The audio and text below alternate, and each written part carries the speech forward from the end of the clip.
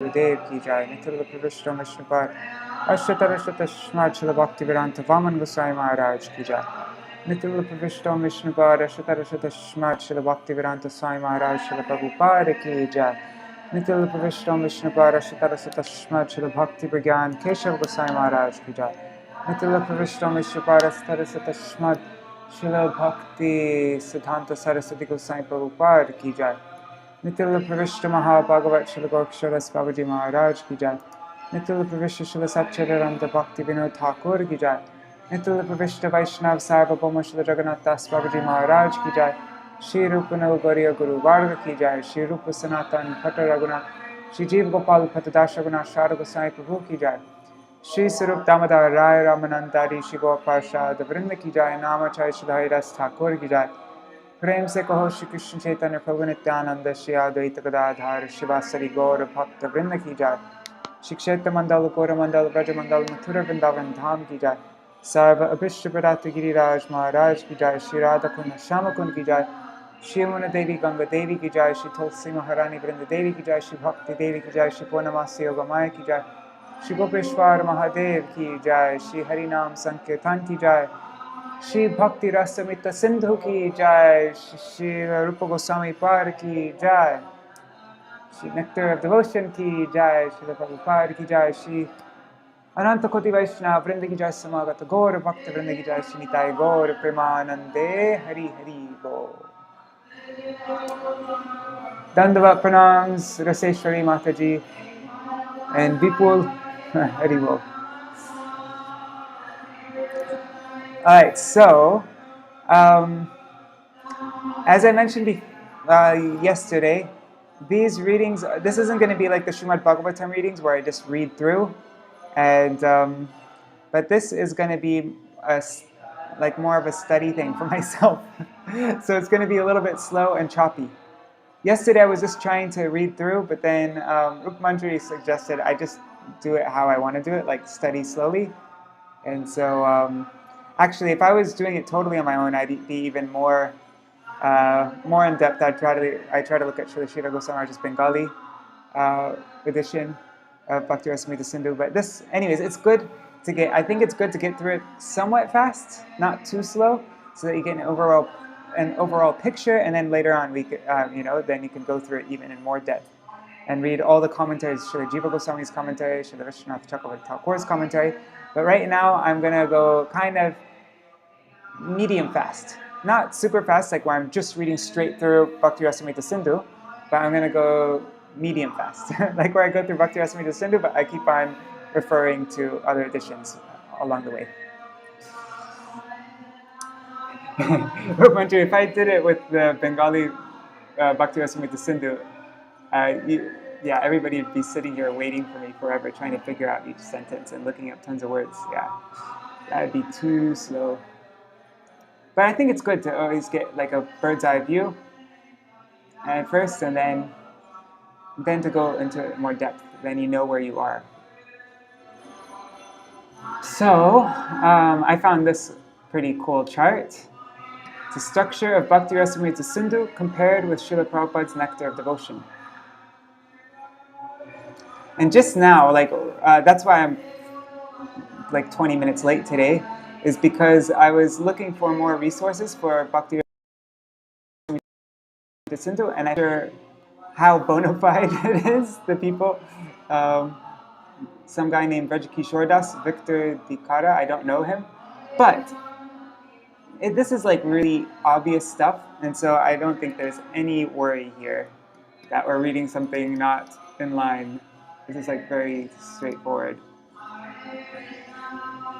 If there's anything that's questionable, I will definitely skip over it or like mention that. So, alright. First, I thought it'd just be nice to get an overview of all of Bhakti Rasamrita Sindhu. And so this devotee, he made just a brief overview, so I'm just going to read this. Sri Chaitanya, the 15th century Indian saint held by Gaudiya Vaishnavas, blah, blah, blah. Okay, so Bhakti Rasamrita Sindhu has 2,127 Sanskrit verses. That's interesting.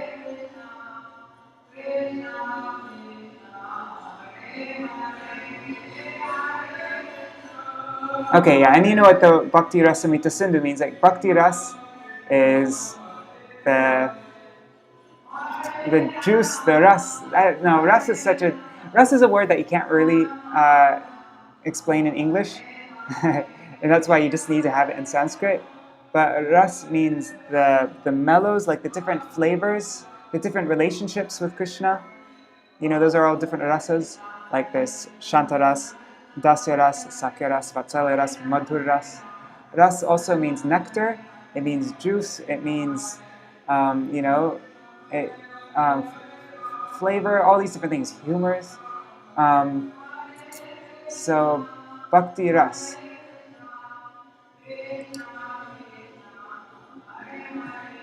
And Amrita also means nectar. So, Bhakti Ras, Amrita, Sindhu. That's why Srila Prabhupada translated it like Bhakti Amrita Sindhu, the nectar of devotion. Bhakti Rasamrita Sindhu. Oh, but Sindhu means ocean. So ocean. So the ocean nectar of devotion. That would be more. So this book is divided into 4 parts. There's the eastern part of the ocean, the southern part, the western, and the northern part. And each one of these parts has a certain number of waves. And so this first division, which we're reading right now, has, let's look at this chart. Alright, so we're now in the first eastern side of the ocean. And yeah, so we read about Bhakti, Bhagavad Bhakti Bhed, varieties of devotional service. That was in the introduction. But this will be all the way up to chapter 19. So from the introduction to chapter 19 is Bhagavad Bhakti Bhed. Okay, sorry. Let me start over. This whole Eastern Ocean is called Bhagavad Bhakti Bhed, which means varieties of devotional service. Sorry, I didn't read this chart right. So now we're in the first part, which is Samanya Bhakti, which is just like a general overview of Bhakti. That's what Samanya means, like general, kind of. So we already read that. That's what we're going through right now. Yeah. And then the next chapter, which we'll read tomorrow, we'll begin Sadhan Bhakti, devotional service and practice. And we'll continue on reading about Sadhan Bhakti for up to chapter 16. But still we're in Samanya Bhakti, where it's going through the different characteristics of Bhakti. And then the Southern Ocean, the southern side of the ocean, or is it Southern Ocean or Southern, anyways, whatever, that is the general symptoms of Ras. Samanya Bhagavad Bhakti Ras. And it goes through Vibhav, Anubhav, Sattvika Bhav, Vyabhichari Bhav, Sthayi Bhav, Mukhya Bhakti Ras. Oh, sorry. Yeah, so these things. Vibhav, Anubhav, Sattvika Bhav, Vyabhichari Bhav, Sthayi Bhav. And my Gurudev gives a really simple, beautiful explanation, which I once read here before from Damodarashtakam. But then the next, what is it? What happened? Shoot, I lost it. 1 second, guys. Okay, so then the Western Ocean is Mukhya Bhakti Ras, the primary loving relationships. And so that's, Shantaras, Dasyaras, Sakyaras, Vatsalyamas, Madhurya Ras. The relationship in neutrality, or what do you say? Oh God, there's a better word than neutrality. Anyways, I can't think of it right now. And then in servitude, friendship, parenthood, and conjugal love. Then the Northern Ocean is all the different secondary rasas. So Hasya Ras, Adbhuta Ras, Vira Bhakti Ras, Karuna Bhakti Ras, right? What does it say here? Indirect loving relationships, Gona Bhakti Ras, yes. So the first one is primary, Mukhya Bhakti Ras, and which means primary loving relationships. Shanta Dasya Sakya Vatsalya Madhurya. And the northern ocean is Gona Bhakti Ras, secondary. And here it's translated as indirect, loving relationships. Hasya, laughing ecstasy, Adbhuta, astonishment, Vira, chivalry, Karuna, compassion, Rodra, anger, Bhayanaka, dread, Vibhatsa, ghastliness, Maitri, Vairya, Sthiti, compatible and incompatible. Okay, these are two extra sections. Yeah, because there's 7. Okay, got it. And then Rasabhas, which means Rasabhas means like an incompatible mixture of rasas that don't work together. So, interesting. I don't really know any Anyways, so you got it. That's the 4 parts. First part explains general overview of bhakti, then sadhan, bhav, prem. Then the southern part, the second part, talks about all the different ingredients of ras, which is vibhav, anubhav, sattvic bhav, vyabhichari bhav, sthai bhav, mukhya bhav. And then the primary rasas, mukhya rasa bhakti, which is, these 5, Shanta Dasa Sakya Vatsalya Madhura. And then the northern ocean is Gona Bhakti, secondary rasas, which is Hasya, Adbhut, Vira, Karuna, Rodra, Bhayanaka, Vibhatsa. Alright, so let's get to it. Yesterday we went through. Okay, so Srila Prabhupada, let's just go do a little overview of what we read yesterday. In the above statement by Kapila Dev from Srimad Bhagavatam, the actual position of a pure devotee is described, and the primary characteristics of devotional service are also defined. Further characteristics of devotional service are described by Rupa Goswami with evidences from different scriptures. He states that there are 6 characteristics of pure devotional service, which are as follows. First is First is Kleshagni. Pure devotional service brings immediate relief from all kinds of material distress. And the second is Kleshagni. Shubhada. First was Kleshagni, that it brings immediately relief from all kinds of material distress. Second is Shubhada, that pure devotional service is the beginning of all auspiciousness. It gives auspiciousness. Then, this is really strange, but this should be number 6. But anyways, for some reason it's number 3 here, but this is actually number 6.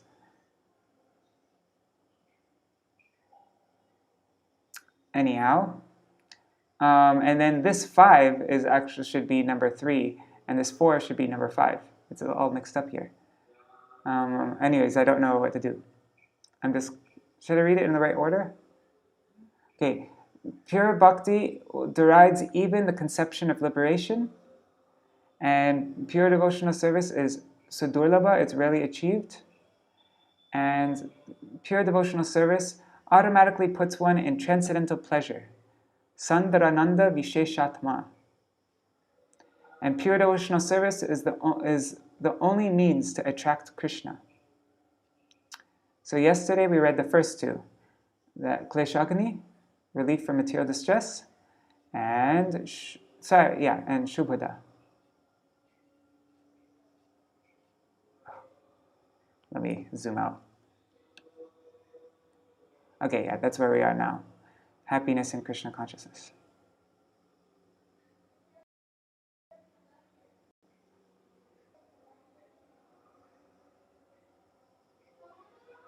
Right.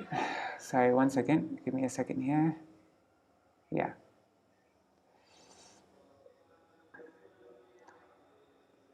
And here's the verse by Srila Rupa Goswami. Let me just. And here's actually an easy, simple overview. Let's just zoom into this.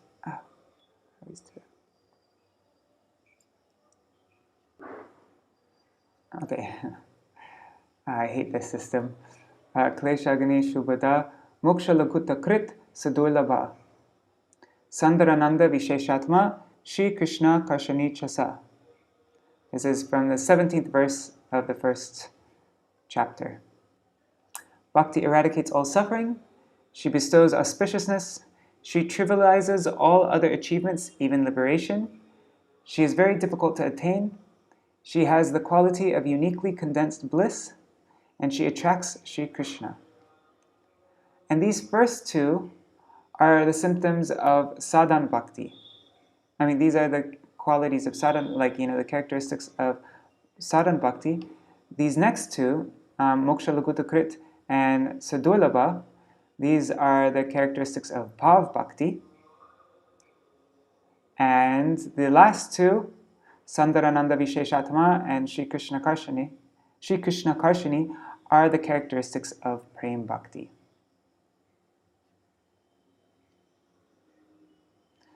Okay, so let's just jump into it. I'm going to just read the order that Srila Prabhupada has it in, even though this should be number 6 right here.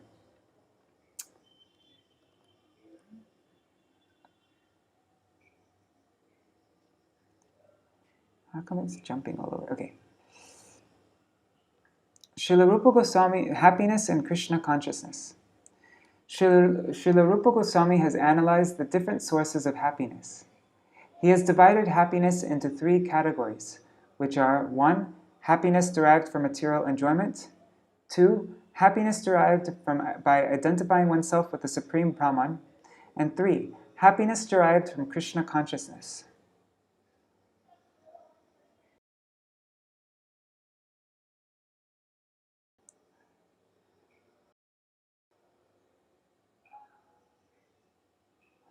How come it keeps jumping around? Sorry, guys. There. Okay. In the Tantra Shastra, Lord Shiva speaks to his wife Sati in this way. My dear wife, a person who has surrendered himself at the lotus feet of Govinda and who has thus developed pure Krishna consciousness can be very easily awarded all the perfections desired by the impersonalist, and beyond this, he can enjoy the happiness achieved by the pure devotees. Oh, I didn't do Mangalacharan. Let me do Mangalacharan really quick. We should always give proper respects to the book before we start. So, Om Jnanatirmirandasya Jnananjana Shalakaya Chakshurun Militam Yena Tasmai Shri Guruve Namaha. Namo Om Vishnu Padaya Radhikaya Priyatmane Shri Srimata Narayaniti Namine. Namo Om Vishnuvaya Krishna Prishtaya Bhutale Srimate Bhakti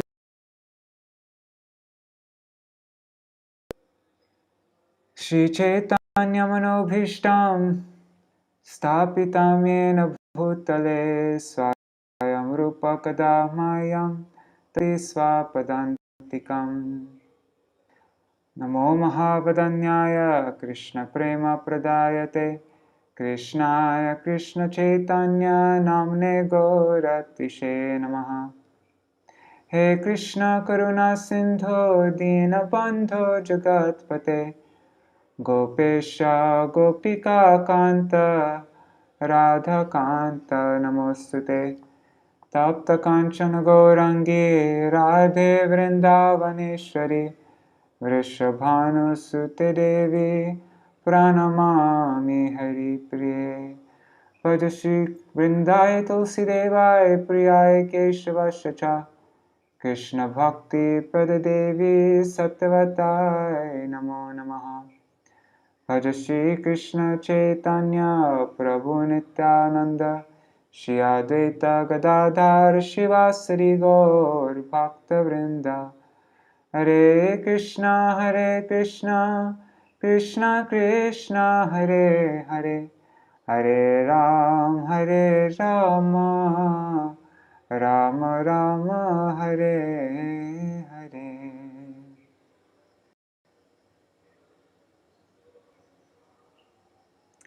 I also found this, I found a few different editions of Bhakti Rasamrita Sindhu, but I found this one by this guy, I don't know if he's bona fide, and then I found Bhanu Swami's one, a PDF of it.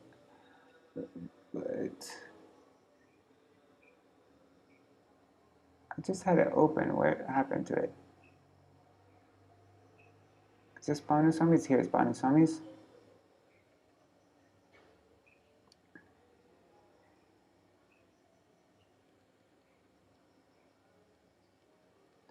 Okay, so let's look at Paunasamis. I mean, the Babaji's guidance one is probably more simple. Okay. Okay, so here's the verse. This is the main verse. This is a good verse to memorize. So these two here, Kleshagni, Shubhada, this is sadhan bhakti. Kleshagni and Shubhada. Then Moksha Laghuta Krit and Sudurlabha. That's Bhav Bhakti. Then Sandarananda Visheshatma and Shri Krishna Karshani Chasa. The unique characteristics of bhakti are her ability to destroy suffering, her bestowal of auspiciousness, her disregard for liberation, the rarity of attainment, and her manifestation of concentrated bliss, and her ability to attract Krishna. And so we went through already in Srila Prabhupada's Tatrasya Kleshagnatvam. Kleshastu papam tadbijam avidya cheti trivida. The first topic, its ability to destroy all suffering, will be discussed. Suffering is threefold. There's the sinful reaction, the seed of sin, and ignorance.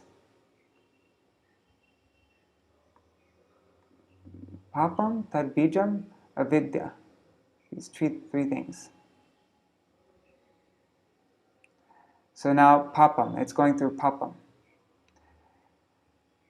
First, sinful reactions will be discussed.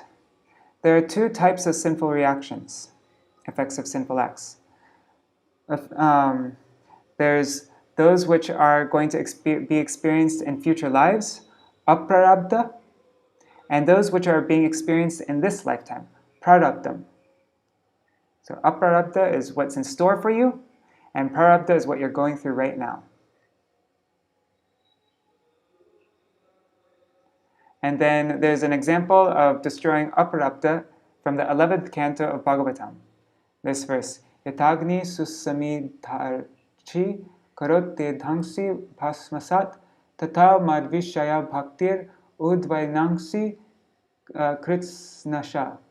My dear Uddhav, devotional service and relationship with me is like a blazing fire that can burn to ashes all the fuel of sinful activities supplied to it.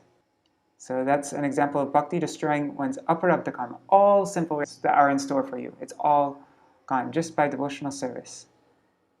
Devotional service is like a blazing fire that burns that all up. Okay, 1 second. Now, here's an example from Srimad Bhagavatam of prarabdha, that sin which you're going through right now. It's from the 3rd canto of Srimad Bhagavatam. Ya namadheya shravananukirtanad, ya pravanadyat smaranad api kvachit, shvadopi sadhya savanaya kalpate, kutta punaste bhagavan nudarshanat. Here, so this is proof of destroying prarabdha from 3rd canto. To say nothing of the spiritual advancement of persons who see the Supreme Person face to face. Even a person born in a family of dog-eaters immediately becomes eligible to perform Vedic sacrifices if he once utters the holy name of the Supreme Personality of Godhead, or chants about him, hears about his pastimes, offers him obeisances, or even remembers him.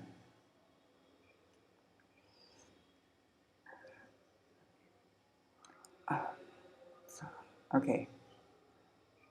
Some of this page is cut off. Anyhow, no problem. Did it skip? No, okay, good.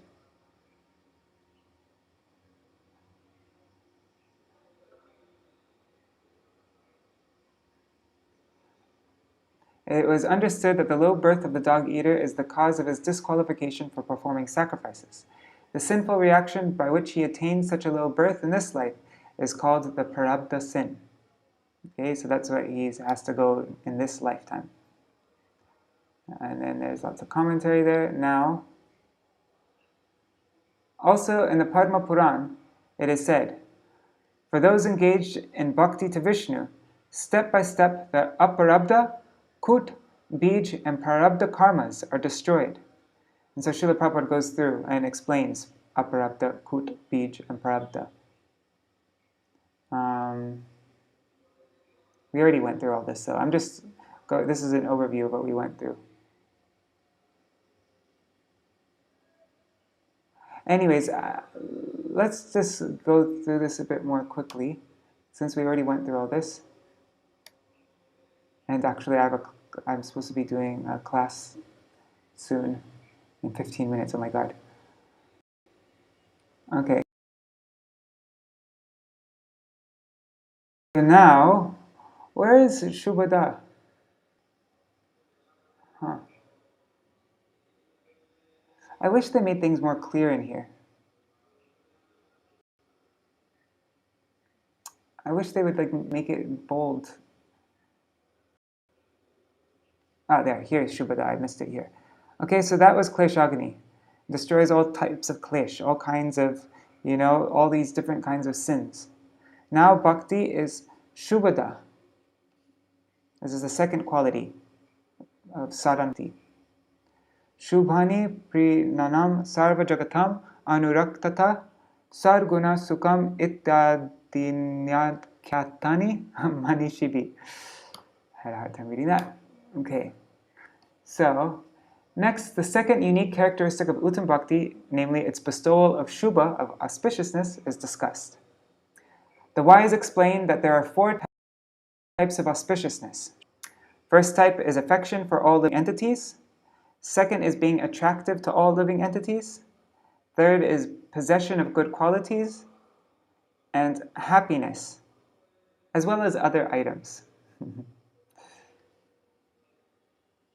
So those are the 4 kinds of Shubha.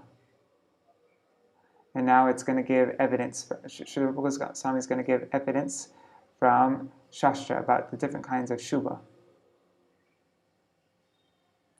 So, first was this famous verse from Srimad Bhagavatam. Yasyasti bhaktir bhagavata kinchana sarvar gunas tatra samasate sura harav abhaktasya kuta muharguna manoratena sati dhavato bahi. Bhakti bestows good qualities and other things. Sargunadi.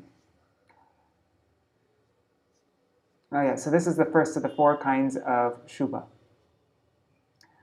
One who has unflinching devotion for the personality of Godhead has the Lord and his followers, along with all their good qualities, under his control. But one who is not a devotee of the Lord has only material qualifications that are of little value. He simply pursues temporary material objects motivated by desire.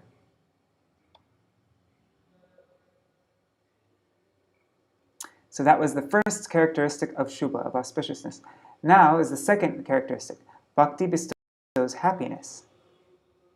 There are 3 types of happiness: from material things, from Brahman realization, and from the Lord. And then it gives example from the Tantra: astounding mystic powers, material enjoyments, eternal happiness, and the realization of Brahman, and eternal bliss from service to the Lord, all appear from Bhakti to Govinda. And then from the Hari Bhakti Sudadhara: O Lord of the Devas, I again pray to you that I may have firm devotion to you, that bhakti is a creeper which bestows artha, dharma, kama, moksha, and also happiness of realization of the Lord. Alright, so now we've come to, that was all in sadhan bhakti. Now we come to the next 2, moksha laguta krit and sadulabha. But the thing is, Srila Prabhupada moves up to this part right here. Sandarananda Visheshatma, I think. Anyways, that's now we're brought up to. Anyways, I'm just going to read this. Okay. So Srila Rupa Goswami has analyzed the different sources of happiness. He has divided happiness into 3 categories, which are: 1, happiness derived from material enjoyment; 2, happiness derived by identifying oneself with Supreme Brahman; and 3, happiness derived from Krishna consciousness. Oh, wait. I'm so confused. Anyways, in the Tantra Shastra, Shiva speaks to his wife, Sati, in this way. My dear wife, a person who has surrendered himself at the lotus feet of Govinda and who has thus developed pure Krishna consciousness can be very easily awarded all the perfections desired by the impersonalists. And beyond this, he can enjoy the happiness achieved by the pure devotees. Happiness derived from pure devotional service is the highest because it is eternal. The happiness derived from material perfection, our understanding oneself to be Brahman, is inferior because it is temporary. There is no preventing one's falling down from material happiness, and there is even every chance of falling down from the spiritual happiness derived by identifying oneself with the impersonal Brahman. It has been seen that great Mayavadi sannyasis, very highly educated and almost realized souls, may sometimes take to political activities or to social welfare activities. The reason is that they actually do not derive any ultimate transcendental happiness in impersonal understanding, and therefore must come down to the material platform and take to such mundane affairs. There are many instances, especially in India, where these Mayavadi sannyasis descends to the material platform again. But a person who is fully in Krishna consciousness will never return to any sort of material platform. However alluring and attracting they may be, he always knows that no material welfare activities can compare to the spiritual activity of Krishna consciousness. The mystic perfections achieved by actually successful yogis are 8 in number. Anima Siddhi refers to the power by which one can become so small that he can enter into a stone. Modern scientific improvements also enable us to enter into stone, because they provide for excavating so many subways, penetrating the hills, etc. So Anima Siddhi, the mystic perfection of trying to enter into, has also been achieved by. Similarly, all of the yoga siddhis or perfections are material arts. For example, in one yoga siddhi, there is development of the power to become so light that one can float in the air or on water. That is also being performed by modern scientists. They are flying in the air, they are floating on the surface of the water, and they are traveling under the water. After comparing all these mystic yoga siddhis to materialistic perfections, we find that the materialistic scientists try for the same perfections. So actually, there is no difference between mystic perfection and materialistic perfection. A German scholar once said that the so-called yoga perfections had already been achieved by the modern scientists, and so he was not concerned with them. He intelligently went to India to learn how he could understand his eternal relationship with the Supreme Lord by means of bhakti yoga, devotional service. Oh, cool! That must be, he must be referring to, what's his name, Sadananda Prabhu? There's 2 German devotees, right? Who are disciples of, yeah. But yeah, Sadananda is a disciple of Srila Bhaktisiddhanta Saraswati Thakur, Srila Prabhupada's godbrother. So of course, in the categories of mystic perfection, there are certain processes that the material scientists have not yet been able to develop. For instance, a mystic yogi can enter into the sun planet simply by using the rays of the sunshine. This perfection is called laghima. Similarly, a yogi can touch the moon with his finger. Though the modern astronauts go to the moon with the help of spaceships, they undergo many difficulties, whereas a person with mystic perfection can extend his hand and touch the moon with his finger. This siddhi is called prapti, or acquisition. With this prapti siddhi, not only can the perfect mystic yogi touch the moon planet, but he can extend his hand anywhere and take wherever he likes. He may be sitting thousands of miles away from a certain place, and if he likes, he can take fruit from a garden there. This is prapti siddhi. That's pretty cool. The modern scientists have manufactured nuclear weapons with which they can destroy an insignificant part of this planet. But by the yoga siddhi known as Ishita, one can create and destroy an entire planet simply at will. Another perfection is called Vashita. And by this perfection, one can bring anyone under his control. This is a kind of hypnotism that is almost irresistible.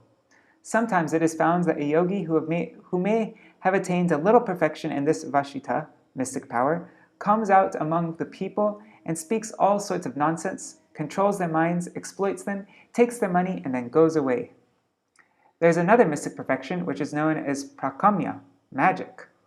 By this prakamya power, one can achieve anything he likes. For example, one can make water enter into his eye and then come out from within the eye. Simply by his will, he can perform such wonderful activities. The highest perfection of mystic power is called kama vasyayita. This is also magic, but whereas the prakamya power acts to create wonderful effects within the scope of nature, kama vasayita permits one to contradict nature, in other words, to do the impossible. Of course, one can derive great amounts of temporary happiness by achieving such yogic materialistic perfections. Foolishly, people who are enamored of the glitter of modern materialistic advancement are thinking that the Krishna consciousness movement is for less intelligent men. I'm better off being busy with my material comforts, maintaining a nice apartment, family, and sex life. These people do not know that at any moment they can be kicked out of their material situation. Due to ignorance, they do not know that real life is eternal. The temporary comforts of the body are not the goal of life, and it is due only to darkest ignorance that people become enamored of the glittering advancement of material comforts. Srila Bhaktivinoda Thakur has therefore said that the advancement of material knowledge renders a person more foolish because it causes one to forget his real identity by its glimmer. This is doom for him because this human form of life is meant for getting out of material contamination. By the advancement of material knowledge, people are becoming more and more entangled in material existence. They have no hope of being liberated from this catastrophe. In the Hari Bhakti Suddhodaya, it is stated that Prahlad Maharaj, a great devotee of the Lord, prayed to Nrsingadev. The half line follows. Let's see if we can find this in the... I'm going to look at this Babaji guy's one.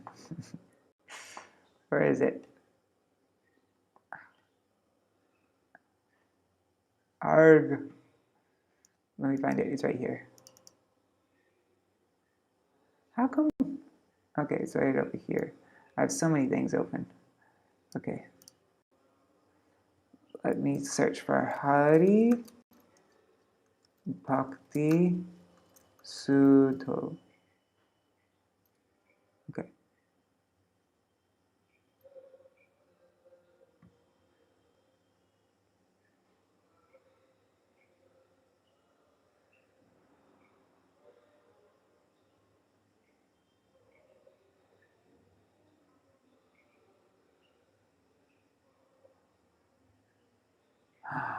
I get what happened.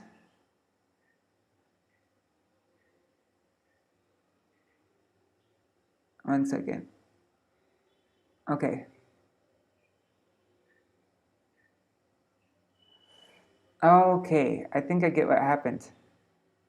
So, Sukha Pradatvam is under the category of Shubhada. But in the Nectar of Devotion, this is its own separate thing. So that's why it's shown as a characteristic of bhakti. But actually, this is under Shubhada. And so we are reading in order. We're not skipping ahead. Okay, that makes sense now. And so we just read this. Astounding mystic powers, material enjoyment, eternal happiness and realization of Brahman, and eternal bliss from service to the Lord all appear from bhakti to Govinda. Oh, I have 4 minutes. Okay. Oh my God, it's almost 8. Okay, so we're going to stop. We'll stop with this verse here. It also says in Hari Bhakti Suddhodaya, so this is the verse from Prahlad Maharaj. O Lord of the Devas, I again pray to you that I may have firm devotion to you. That bhakti is a creeper that bestows artha, dharma, kama, moksha, and also the happiness of realization of the Lord. Okay, so we're going to just read that and then we'll end for today. We didn't get very far today, sorry. Okay, so in the Hari Bhakti Suddhodaya, it is stated by Prahlad Maharaj, a great devotee, he prayed to Lord Nrsingadev as follows. My dear Lord, I repeatedly pray unto your lotus feet that I may simply be stronger in devotional service. I simply pray that my Krishna consciousness may be more strong and steady, because happiness derived out of Krishna consciousness and devotional service is so powerful that with it, one can have all the other perfections of religiousness, that's dharma, economic development, artha, and sense gratification, kama, and even the attainment of liberation, moksha, from material existence, liberation from material existence. Actually, a pure devotee does not aspire after any of these perfections, because the happiness derived from devotional service and Krishna consciousness is so transcendental and so unlimited that no other happiness can compare to it. It is said that even one drop of happiness in Krishna consciousness stands beyond comparison with an ocean of happiness derived from any other activity. Just one drop of happiness is beyond an ocean of happiness from any other activity. Wow. Thus, any person who has developed even a little quantity of pure devotional service can very easily kick out all the other kinds of happiness derived from religiousness, economic development, sense gratification, and liberation. There was a great devotee of Lord Chaitanya known as Kolavecha Sridhar, who was a very poor man. He was doing a small business selling cups made from the leaves of plantain trees, and his income was almost nothing. Still, he was spending 50% of his small income on the worship of the Ganges, and with the other 50%, he was somehow living. Lord Chaitanya once revealed himself to this confidential devotee, Kolavecha Sridhar, and offered him any opulence he liked. But Sridhar informs the Lord that he did not want any material opulence. He was quite happy in his present position and only wanted to gain unflinching faith and devotion unto the lotus feet of Lord Chaitanya. That is the position of pure devotees.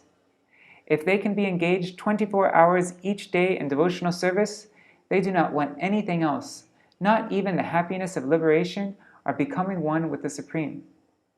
And the Narad Pancharatara, it is also said that any person who has developed devotional service doesn't care a fig for any kind of happiness derived from religiousness, economic development, sense gratification, or the 5 kinds of liberation.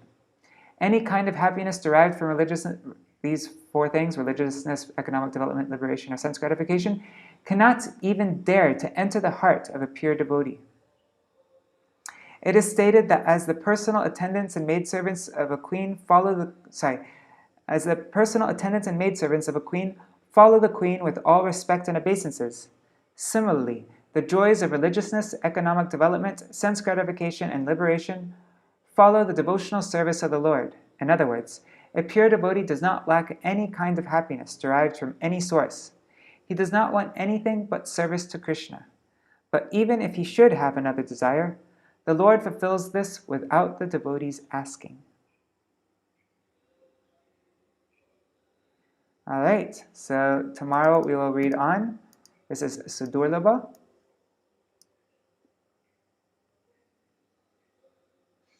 Alright.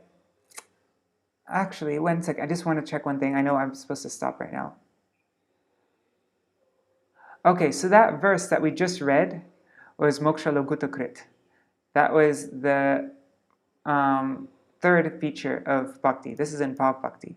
But there just wasn't, like right here, it would have, like, this is Moksha Logutakrit. This is, yeah.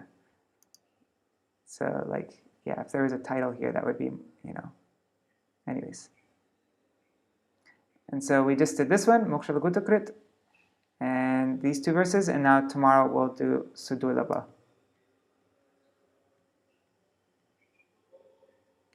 Alright, I'm ending now. Sorry, as I mentioned, I'm going through Bhakti Rasamrita Sindhu for the first time, and I'm not doing any preparation. So I'm learning with you, that's why it's so choppy. Well, Bon Maharaj's commentary on verse 27 is interesting. Cool. Anyways, yeah, maybe tomorrow we can look at Bon Maharaj's, Srila Bhakti Hridaya Bon Goswami Maharaj's tomorrow. I'm going to just end this now. Going over Nityanandashtakam. Alright. Jai Srila Gurudev ki jai, Jai Srila Prabhupada ki jai, Shri Rupanu Gauriya Guru Varga ki jai, Shri Harinam Sankirtan ki jai, Srila Rupa Goswami Prabhupada ki jai, Shri Bhakti Rasamrita Sindhu ki jai, Srila Bhaktivedanta Swami Prabhupada ki jai, Shri Nectar of Devotion ki jai, Shri Harinam Sankirtan ki jai, Ananta Koti Vaishnava Vrinda ki jai, Shri Nitai Gaur Premanande, Hari Hari Bo. Yeah, sorry about that. I just can't stop saying sorry. I just don't know what to do. Sorry, I won't. I'll try to stop saying sorry. Just joking. Haribol. See you all tomorrow. Vancha kalpatarubhyascha kripa sindhubhyevacha patitanam pavanebhyo vaishnavebhyo namo namaha. Dandavat pranams.